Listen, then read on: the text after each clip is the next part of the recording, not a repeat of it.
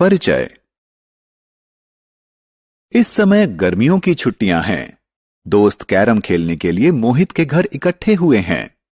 खेल के दौरान बिजली चली गई। खेल पूरा करने के लिए मोहित जाकर जलती हुई मोमबत्ती ले आया। सभी ने जलती हुई मोमबत्ती देखी थी, लेकिन आज नाचती हुई ज्वाला काफी रोचकता से देख रहे थे। चर्चा करने के लिए ज्वाला एक रोचक विषय है। इस पाठ में हम ज्वाला और ईंधनों के बारे में चर्चा करेंगे। उद्देश्य। इस पाठ के अंत में आप निम्न करने में सक्षम हो जाएंगे। ज्वाला की संरचना की व्याख्या करना, ईंधन और ईंधन क्षमता को परिभाषित करना, ईंधन जलने के हानिकारक प्रभावों की व्याख्या करना। ज्वाला। जब हम लैंप की ज्वाला को देखते हैं, इसका रंग पीला होता है, लेकिन किचन स्टोव की ज्वाला नीली होती है। यह जानना रोचक है कि ज्वाला का रंग ऑक्सीजन की आपूर्ति पर निर्भर करता है। यदि ऑक्सीजन की आपूर्ति कम है, तो अपूर्ण दहन के कारण ज्वाला का रंग पीला दिखाई देगा, और यदि यह अधिक है, तो पूर्ण दहन के कारण ज्वाला का रंग नीला दिखाई देगा।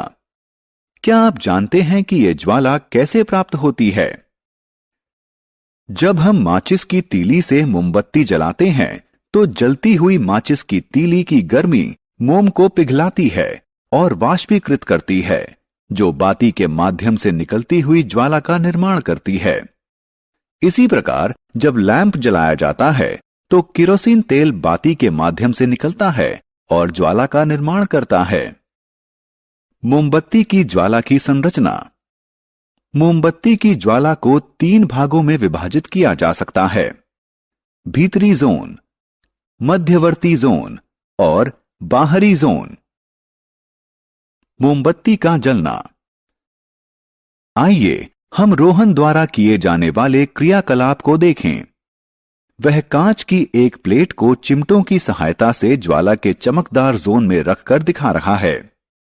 कांच पर पड़े गोल काले धब्बे ज्वाला के चमकदार जोन में उपस्थित बिना जले हुए कार्बन के कणों के संकेत हैं। आइए अब हम दूसरे क्रियाकलाप को देखें। रोहन ने तांबे के एक पतले और लंबे तार को चिमटों की सहायता से ज्वाला के बाहरी जोन में रखा है।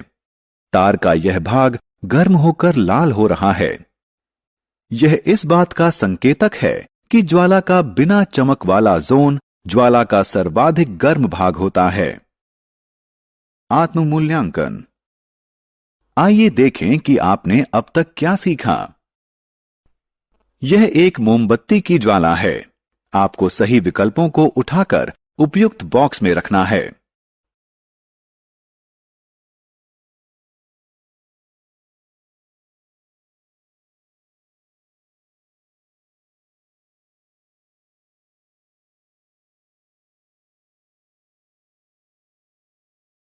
ईंधन और ईंधन क्षमता। ईंधन ऊर्जा का महत्वपूर्ण स्रोत है।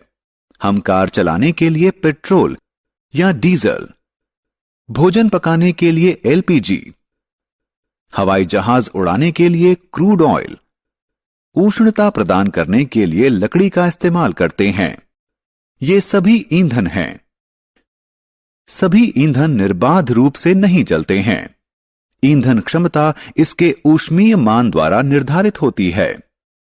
ऊष्मीय ऊर्जा की वह मात्रा जो 1 किलोग्राम ईंधन के पूर्ण रूप से जलने पर उत्पन्न होती है, इसका ऊष्मीय मान कहलाती है, और इसे किलो जूल प्रति किलोग्राम इकाई में व्यक्त किया जाता है। एलपीजी का ऊष्मीय मान लकड़ी या कोयले से ज्यादा होता है, इसलिए एलपीजी लकड़ी या कोयले की तुलना में बेहतर ईंधन है। ईंधन जलने के हानिकारक प्रभाव। ईंधन महत्वपूर्ण है, लेकिन ईंधन की अत्यधिक खपत के कारण पर्यावरण पर हानिकारक प्रभाव पड़ते हैं। वाहनों और उद्योगों से उत्सर्जित होने वाले धुएं में बिना जले हुए कार्बन के कण होते हैं, जो वायु प्रदूषण का कारण हैं।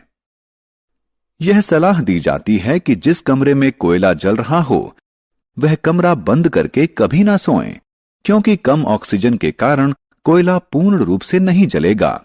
इसके परिणाम स्वरूप जहरीली कार्बन मोनोऑक्साइड गैस अवमुक्त होगी, जिसके कारण उस कमरे में सोते हुए व्यक्ति की मृत्यु हो सकती है। ग्लोबल वार्मिंग और अम्ल वर्षा। हमें ग्लोबल वार्मिंग के प्रति जागरूक होना चाहिए। इसका प्रमुख कारण कार्बन डाइऑक्साइड है। कार्बन डाइऑक्साइड की बढ़ी हुई सांद्रता का कारण ईंधन की अत्यधिक खपत है। ग्लोबल वार्मिंग के कारण पृथ्वी के तापमान में वृद्धि होती है। इसके परिणाम स्वरूप ध्रुवीय ग्लेशियर पिघलकर समुद्र के जल स्तर में वृद्धि करेंगे। इसके कारण विश्व के निचले हिस्सों में बाढ़ आ जाएगी। वायु प्रदूषण का अन्य हानिकारक प्रभाव अम्ल वर्षा है। ऐसा वर्षा जल जिसमें उद्योगों और पेट्रोल इंजनों से अवमुक्त होने वाले सल्फर व नाइट्रोजन के ऑक्साइड घुली हुई अवस्था में मिश्रित होते हैं। यह त्वचा, मिट्टी, खड़ी फसलों और इमारतों के लिए अत्यधिक हानिकारक हो सकता है। कुछ तरीके हैं जिनके द्वारा हम उपयुक्त ईंधन का चयन करके पर्यावरण पर पड़ने वाले नकारात्मक प्रभावों में कमी ला सकते हैं। इसका सर्वश्रेष्ठ उदाहरण ऐसे कार, बस और ऑटो रिक्शा हैं जो पेट्रोल के बजाय कंप्रेस्ड नेचुरल गैस यानी सीएनजी से चलते हैं। सीएनजी एक साफ और सस्ता ईंधन है। सारांश। आइए हमने जो कुछ सीखा है उसे संक्षेप में दोहराएं। ज्वाला के 3 भाग होते हैं: काला जोन, चमकदार जोन और बिना चमक वाला जोन। ईंधन के अपूर्ण दहन के कारण जहरीली कार्बन मोनोऑक्साइड गैस उत्पन्न होती है। वायु में कार्बन डाइऑक्साइड की सांद्रता बढ़ने के फलस्वरूप पृथ्वी के तापमान में वृद्धि होती है। अम्ल वर्षा